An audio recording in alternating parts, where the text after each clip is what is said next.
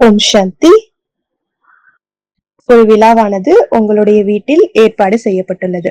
அனைவரும் மகிழ்ச்சியாக இருக்கிறார்கள். உங்களுக்கு திடீரென்று உடல் நலக்குறைவு, காய்ச்சல் ஏற்பட்டுவிட்டது. அப்பொழுது அனைவரிடம் உங்களிடம் வந்து தங்களுக்கு உடல் நலக்குறைவு ஏற்பட்டுவிட்டது, காய்ச்சல் வந்துவிட்டது, தாங்கள் சென்று ஓய்வெடுத்துக் கொள்ளலாமே அப்படின்ட்டு சொல்லுவாங்க.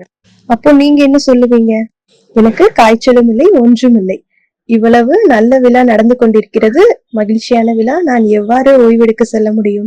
நான் மிகவும் நன்றாக இருக்கிறேன் என்று கூறுவீர்கள். ஏனென்றால் தங்களது மனமும் மிகவும் மகிழ்ச்சியாக இருக்கின்றது.